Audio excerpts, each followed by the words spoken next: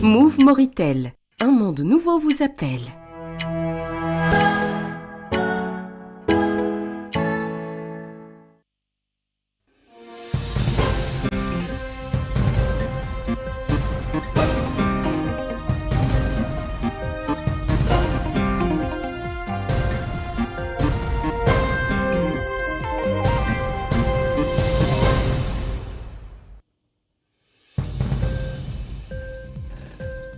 Une audience, celle accordée par le président de la République à une délégation du Kenya, une délégation de haut niveau. Ça, c'était aujourd'hui.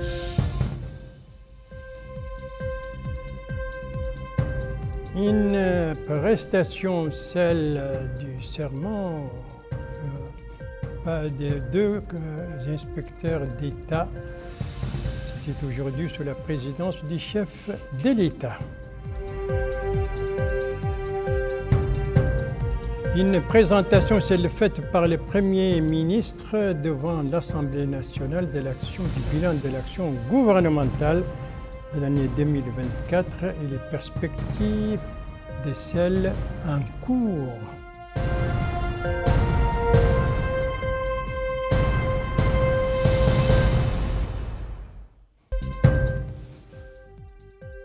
Tels étaient les principaux titres du journal et c'est parti. Madame, Mesdemoiselles, Messieurs, bonsoir et bienvenue à votre 21h30 de ce samedi 24 janvier 2025. Deux activités présidentielles pour commencer, l'une diplomatique, l'autre de politique intérieure et toutes deux sont aujourd'hui. On va commencer par la diplomatique. Il s'agit de cette audience accordée par le président de la République, président en exercice de l'Union africaine.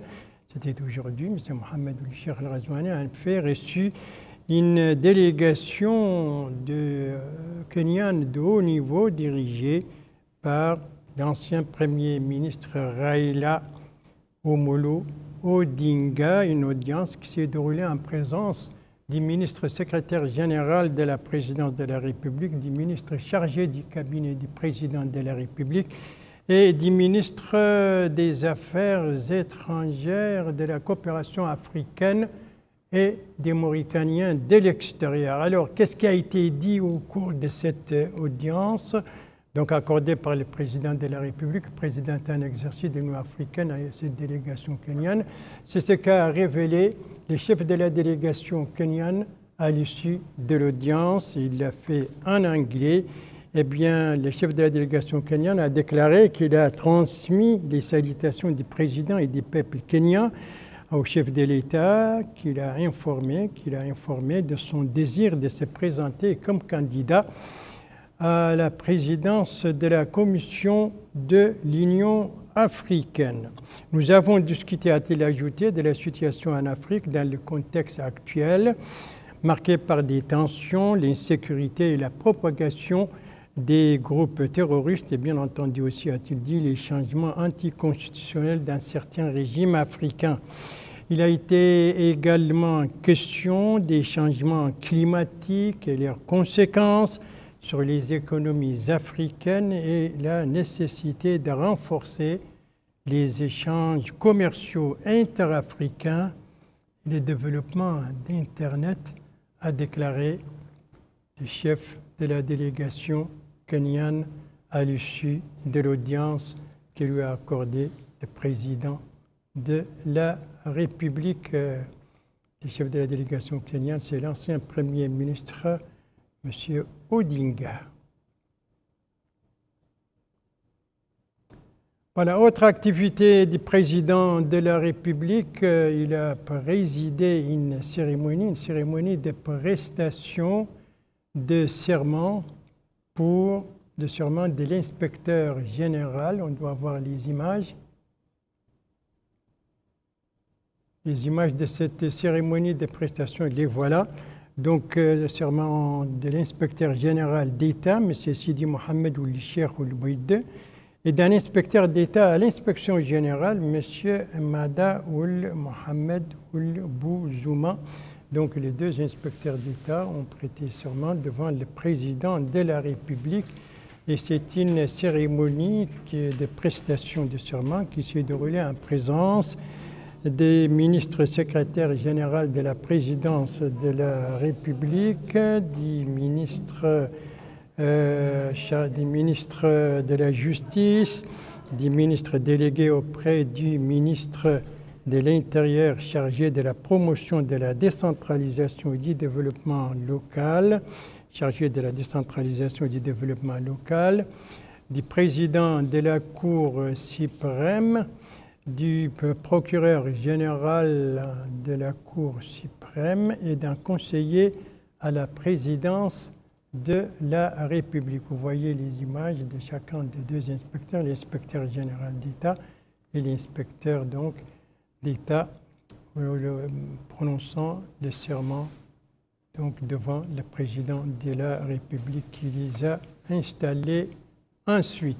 Toujours dans cette actualité présidentielle, a signalé ce message écrit adressé par le président de la République, M. Mohamed Ould Cheikh El Ghazouani, à son homologue frère, le président tunisien, message qui a été remis à ce dernier par le ministre de l'économie et des finances, envoyé spécial du président de la République. C'était hier au cours d'une audience donc au palais de Carthage. L'occasion pour le président tunisien d'exprimer sa satisfaction du niveau des relations qui lient la Mauritanie et la Tunisie.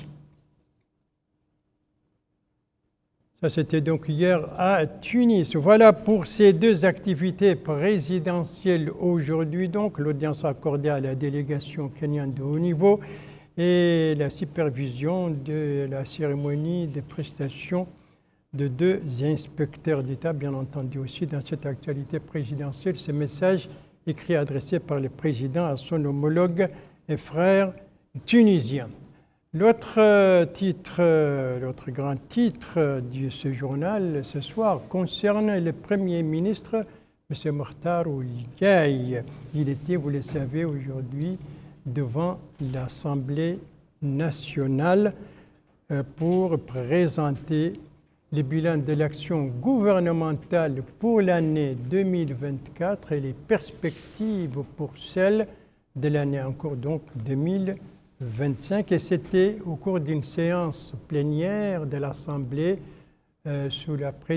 présidée par le président de cette Chambre, M. Mohamed Boumba Meguet. Donc les axes essentiels de l'intervention du Premier ministre à cette occasion avec Bokar Baïdeba. Le Premier ministre, M. Mokhtar Ould Ndiaye, a passé en revue le bilan général des travaux du gouvernement au cours de l'année 2024 et les grandes lignes de ceux au cours de cette année 2025 dans le cadre de ses efforts visant à incarner la vision du président de la République, M. Mohamed Ould Cheikh El Ghazouani, dans les programmes Mes engagements et mon ambition pour la patrie qui s'articulent autour de plusieurs axes. Bâtir un état de droit et des institutions fortes avec une bonne gouvernance moderne. Construire une économie performante, résiliente et éco-durable. Promouvoir un capital humain bien formé et qualifié, en particulier parmi les jeunes. Réunir les conditions d'une unité nationale solide et d'une intégration sociale complémentaire. Assurer la sécurité et la stabilité de notre pays et renforcer sa présence et son rôle régional et international.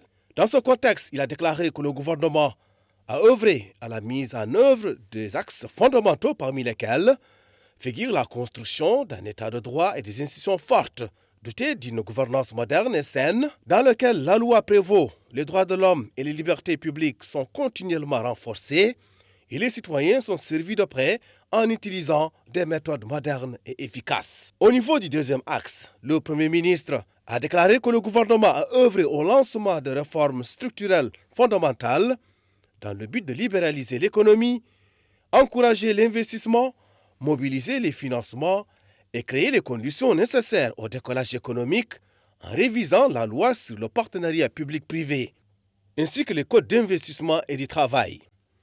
Pour atteindre les objectifs recherchés par l'action gouvernementale au profit des citoyens, le Premier ministre a indiqué que des efforts ont été déployés pour consolider l'unité nationale et promouvoir la justice sociale en luttant contre la pauvreté et la marginalisation, en renforçant le filet de sécurité sociale.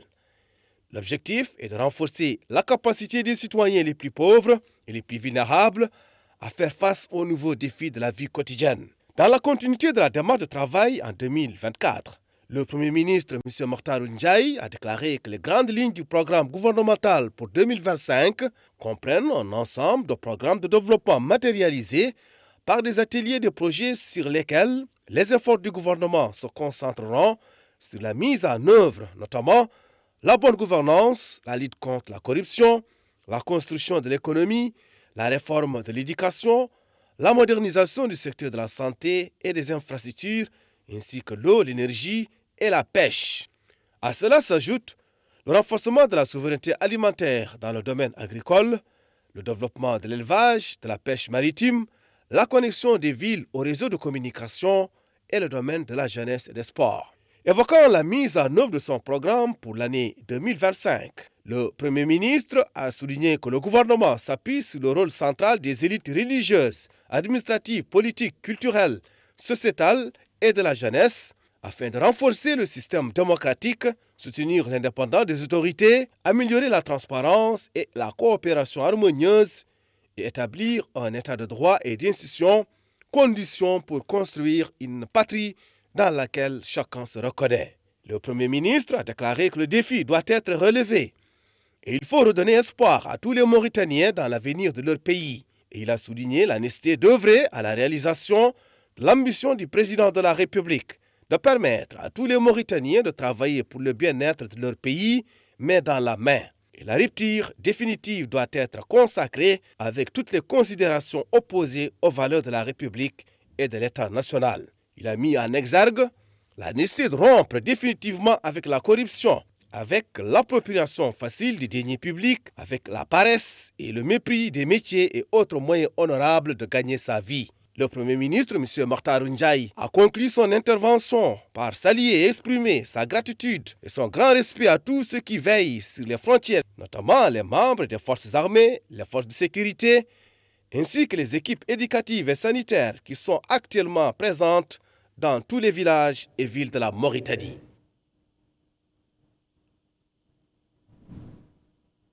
Et ça, c'était quelques-unes des principaux axes de la déclaration faite aujourd'hui devant l'Assemblée nationale par le Premier ministre, M. Mokhtar Ndiaye. Une déclaration d'ailleurs que vous pourrez suivre juste après ce journal. Donc, déclaration faite ce matin devant l'Assemblée nationale. L'hémicycle de l'Assemblée qui a par ailleurs abrité aujourd'hui une autre cérémonie, celle du lancement des activités des 3 groupes parlementaires. Donc un lancement en collaboration avec le FNIAP, le Fonds des Nations Unies pour la population. Quels sont ces 3 groupes? Quels sont leurs domaines d'action? Éléments de réponse avec Aminata Khan.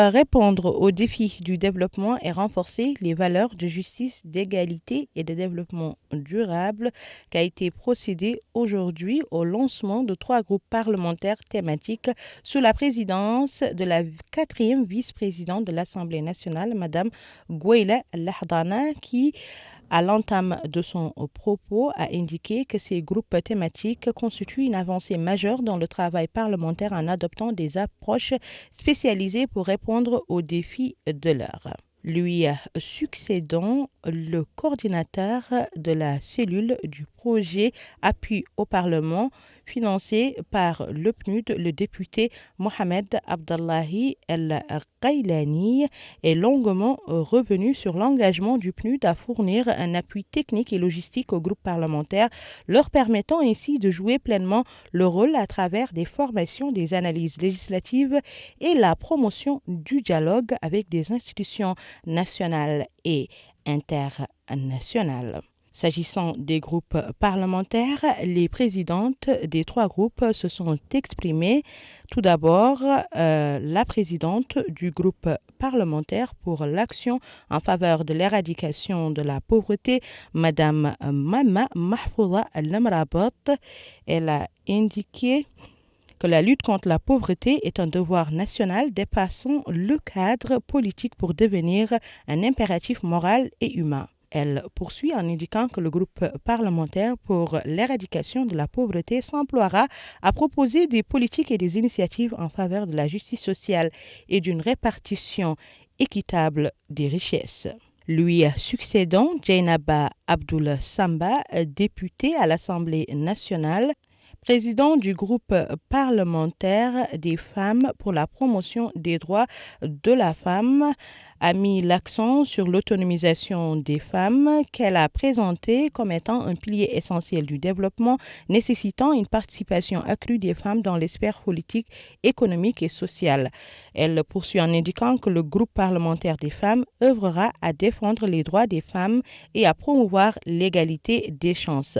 Enfin, Madame Oumeima Abdellah Kader, députée et présidente du groupe parlementaire sur la décentralisation et le développement durable, a noté que la décentralisation et le développement durable ont été mis en avant comme des leviers fondamentaux pour assurer un développement équilibré entre les différentes régions du pays. Le groupe parlementaire sur la décentralisation s'engage à accompagner les politiques visant à renforcer les collectivités locales et à promouvoir une gestion durable des ressources. Il est à noter qu'au cours de l'ouverture, les expériences internationales ont été soulignées et ils ont émis l'importance de la mise en place d'échanges interparlementaires et d'ateliers spécialisés pour un soutien en recherche et expertise en vue d'aider les parlementaires à mieux formuler les législations adaptées aux réalités du pays. Plusieurs membres du gouvernement étaient présents au lancement de ces groupes thématiques. C'est donc parti pour les activités de ces groupes parlementaires thématiques qui sont concernés, 1, par la lutte contre la pauvreté, 2, par le soutien aux droits des femmes et 3, par le développement durable. Coup d'envoi donc, c'était aujourd'hui, ce vendredi qui constitue, vous le savez, la 10e journée consécutive pour le forum sur l'artisanat, forum qui se déroule depuis hier à Nouakchott, et nous devons voir les images donc de ce forum, la 10e journée qui était marquée par l'installation du comité scientifique chargé de préparer un document sur l'artisanat. C'était ce matin au cours d'une cérémonie présidée par le ministre de la formation professionnelle, de l'artisanat et des métiers, cérémonie marquée également par des exposés sur ce document, ses objectifs, ce qu'on attend de lui, mais aussi par des discussions entre les artisans traditionnels, les chercheurs et les institutions publiques, des discussions qui ont permis des échanges d'expériences, d'informations relatives à l'importance de préserver ce patrimoine culturel qui est l'artisanat.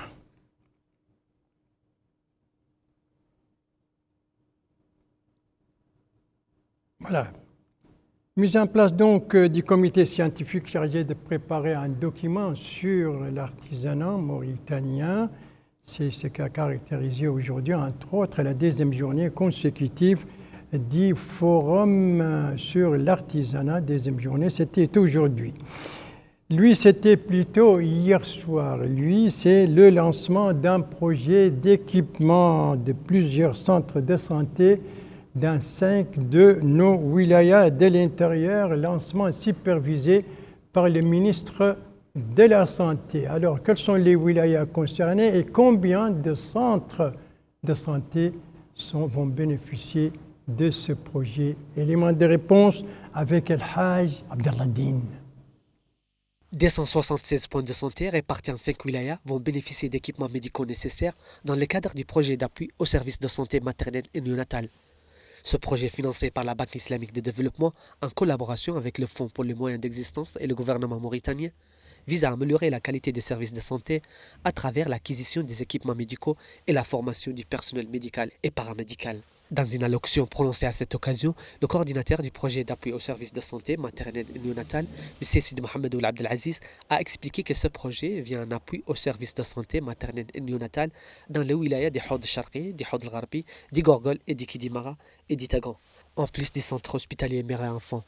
signalant que le projet permettra de doter des 176 points de santé des équipements nécessaires, répartis comme suit: 62 points de santé dans le Houd Sharri, 90 dans le Houd Al-Gharbi, 50 au Gorgol, 11 au Tagan et 63 au Kodimara. Pour sa part, le directeur des opérations au Centre régional de la Banque islamique de développement à Rabat, M. Mourad Boutayib, a indiqué que cette opération s'inscrit dans le cadre de l'appui de la banque aux efforts du gouvernement pour fournir des services de santé de qualité aux citoyens, indiquant que la Banque islamique de développement étendra par la suite cette opération à l'ensemble des établissements de santé dans la zone d'intervention du projet. Dans le même sillage, le ministère de la Santé, M. Abdallah Youssef Mohamed Waddi, a supervisé la distribution de ces équipements médicaux et a constaté diviser les composants des cellules médicaux dédiés aux 5 wilayas de l'intérieur ciblés par le projet d'appui au service de santé maternelle et néonatale. 276 centres de santé donc ont bénéficié de ce projet donc en matière de leur approvisionnement en médicaments, en matériel de santé.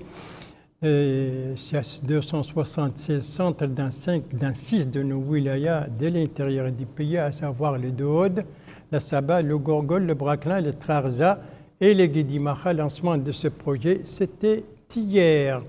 Hier soir, là aussi c'était hier soir, c'est cette cérémonie donc de présentation d'un livre. C'était au cours d'une cérémonie présidée par les ministres de la Culture, des Arts, de la Communication et des Relations avec le Parlement. Une cérémonie qui avait pour cadre l'Académie diplomatique. De quel ouvrage s'agit-il? Quel est son titre? Et qui sont ses auteurs? C'est ce que va nous dire Aminata Khan. Présentation du livre Archéologie, sable et neige en symbiose de l'écrivain mauritanien Dr Mohamed Abdallahi Oulbaba et du professeur américain Jean Géry. Et c'est le ministre de la Culture, des Arts et des Relations avec le Parlement, porte-parole officiel du gouvernement, Hussein Oulmedou, qui a présidé la cérémonie. Lors de son allocution pour la circonstance, il a remercié les 2 auteurs pour cet ouvrage qui constitue un embrassement culturel où la poésie représente un pont entre les civilisations, transcendant toutes les distances entre les langues et les cœurs. Il poursuit en déclarant que la soirée s'inscrit dans le cadre de la mutation culturelle que connaît notre pays et qu'incarne le président de la République pour son grand intérêt pour l'acte culturel en tant qu'outil de réalisation du développement durable.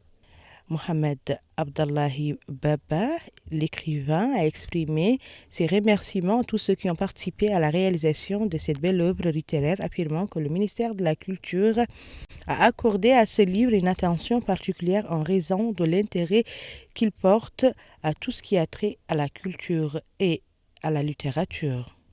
Oul Baba poursuit en déclarant que l'œuvre littéraire est le fruit d'un groupe de grands poètes créatifs qui ont réussi à dépeindre l'un sur l'autre et sur la vie, les monuments et les chantiers, enregistrant ainsi une riche histoire archéologique cachée qu'ils ont peint avec la plume du mot, des pages immortelles et de belles peintures ainsi que de dessins. Pour sa part, Jerry Claude s'est réjoui du travail qui lui a permis de connaître la culture mauritanienne à travers la littérature qui est un miroir révélateur de la manifestation des effets de la nature sur cette merveilleuse planète. Lors de la cérémonie, des poètes ont présenté leurs poèmes en rapport avec le thème du livre. Archéologie, sable et neige en symbiose, tel est justement le thème, le titre de ce livre présenté hier au cours d'une cérémonie présidée par le ministre de la Culture, des Arts, de la Communication et des Relations avec le Parlement. Sa collègue de l'Environnement et du Développement durable, elle aussi a présidé une cérémonie, mais cette fois c'était aujourd'hui et toujours à Nouakchott. Il s'agit d'une cérémonie de signature d'un accord de partenariat entre son ministère et les présidents des conseils régionaux des wilayas situés sur le tracé de l'Agence nationale de la Grande Muraille Verte. L'objectif de cet accord de partenariat avec El Hajj Abdallah Din. Et la mutualisation des ressources à travers l'élaboration d'un partenariat dynamique reliant le gouvernement et les conseils régionaux en termes de mise en œuvre des projets financés par l'Agence nationale de la Grande Muraille Verte. Tel est l'objectif de cette convention signée aujourd'hui qui concerne les wilayas de Derhout, La Sabah, Brakna, Trarza et Tagan. À cette occasion, la ministre de l'Environnement et du Développement durable, Mme Mesouda Metbaham, a indiqué que le gouvernement a adopté une nouvelle approche pour la gestion de la Grande Muraille Verte basée sur l'implication des élus locaux, des acteurs sociaux dans l'identification des priorités et la prise de décisions de manière efficace et transparente. Une nouvelle approche qui permet à la population d'accomplir un rôle primordial dans la protection et l'exploitation de leur environnement de manière durable, dit la ministre.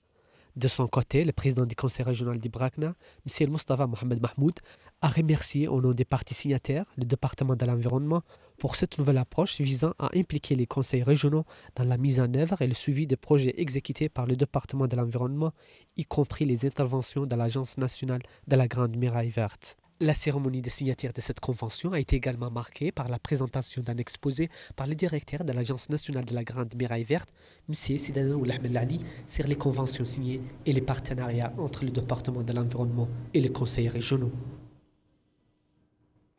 Donc, 5 des wilayas de l'intérieur concernés par cet accord de partenariat, à savoir le Dohod, la Sabah, le Brakna, le Trarza et le Tagan. 6 wilayas en fait, et elles ont en commun d'être situées sur les tracés de l'Agence nationale de la Grande Muraille Verte. Accord signé par les présidents de leurs conseils régionaux et par la ministre de l'Environnement et du Développement durable. La ministre dont 2 collègues était hier devant la presse pour commenter les travaux du Conseil des ministres.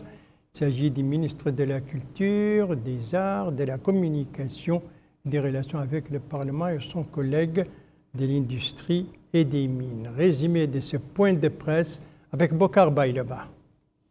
À une question sur le programme d'urgence pour le développement de la ville de Nouakchott, lancé récemment par le président de la République, le ministre de la Culture, des Arts, de la Communication et des Relations avec le Parlement, porte-parole du gouvernement, Hussein Medou, a déclaré que son programme intégré couvre plusieurs volets: éducation, santé, accès à l'eau potable et aux services d'assainissement, électricité, réseau routier urbain et désenclavement, jeunesse, sport, environnement et développement durable et participation associative.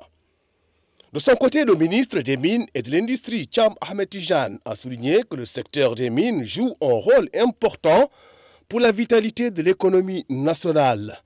Toutefois, il fait face à de nombreux défis que le département s'emploie à relever.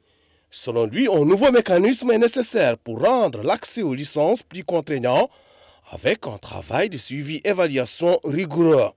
Et en ce qui concerne le projet de révision du Code des mines, le ministre a relevé que la conjoncture actuelle l'impose car l'environnement du secteur des mines et de l'énergie évolue vite. Évoquant la situation du secteur des médias, le porte-parole du gouvernement a déclaré que la liberté de la presse est une réalité en Mauritanie. De plus, il est revenu sur le renforcement du soutien aux médias privés à travers une hausse de 100% de l'aide publique qui est de 400 millions cette année. S'agissant des collaborateurs des médias publics, le porte-parole du gouvernement a souligné que des instructions ont été données et qu'une commission a été constituée. Elle est composée de représentants des ministères concernés et les directeurs des 10 médias.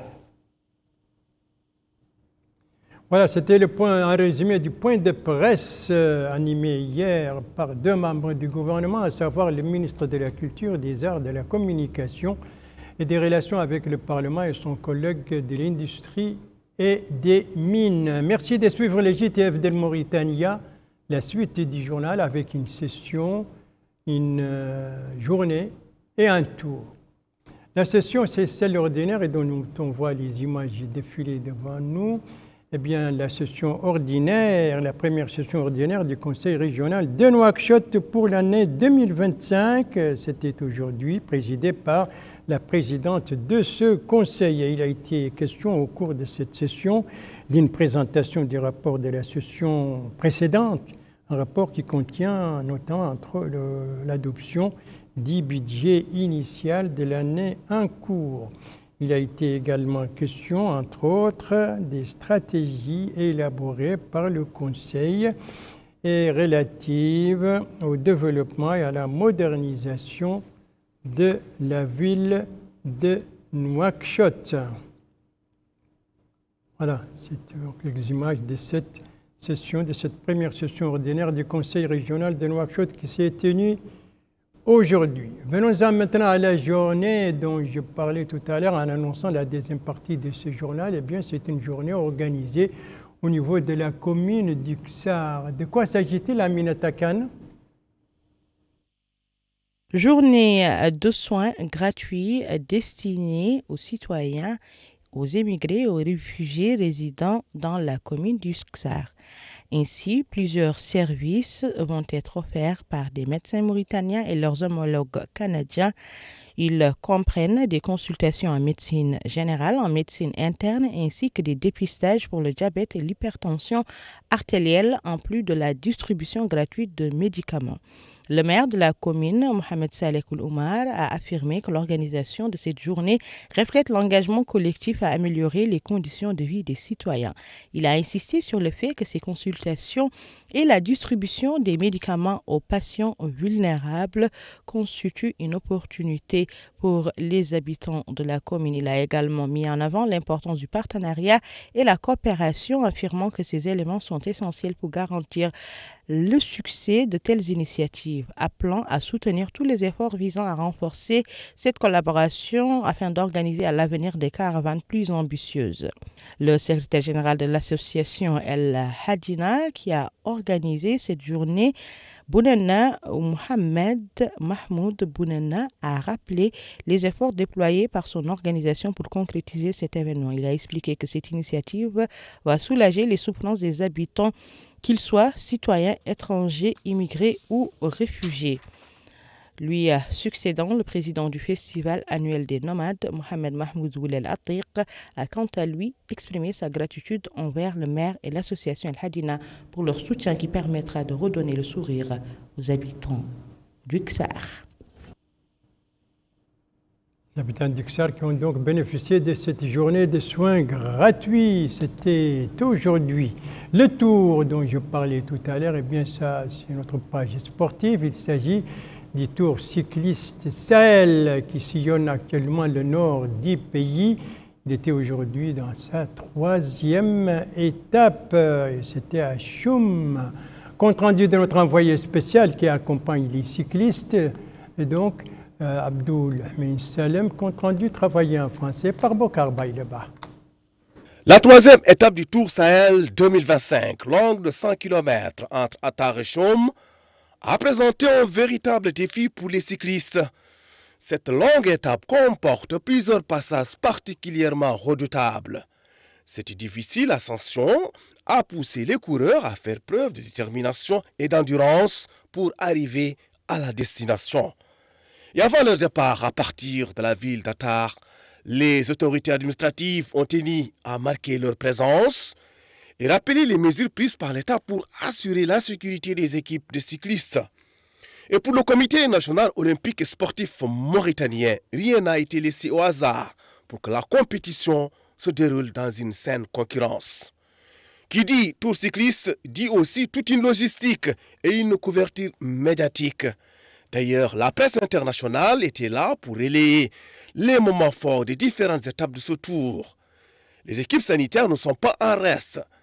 Elles sont là pour effectuer des soins, bien entendu, non seulement pour les coureurs, mais aussi pour les membres des équipes en lice dans cette compétition. La cérémonie de remise des maillots et des médailles s'est déroulée en présence des autorités administratives dans une atmosphère festive et animée. Et à noter que le nombre de participants à la compétition a atteint 67 coureurs, dont 10 de nationalité mauritanienne.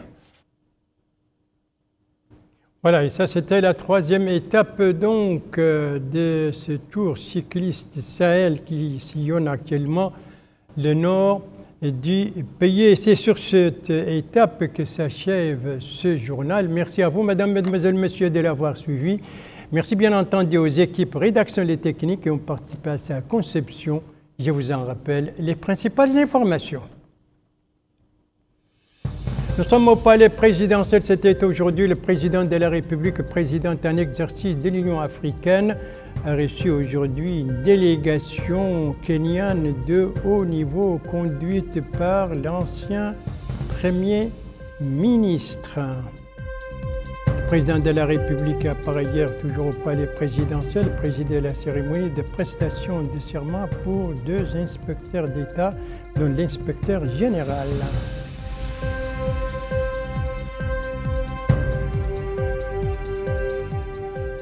Nous sommes dans l'hémicycle de l'Assemblée nationale qui a vécu aujourd'hui à l'heure de la déclaration du Premier ministre, déclaration dans laquelle il a fait le bilan de l'action gouvernementale durant l'année 2024 et présenté les perspectives pour celle pour l'année en cours 2025. Tout cela, c'était aujourd'hui. Voilà, il ne me reste plus qu'à vous souhaiter une très bonne fin de soirée, une très bonne fin de semaine et à vous donner rendez-vous, Inch'Allah, demain à la même heure, 21h30. Bonsoir.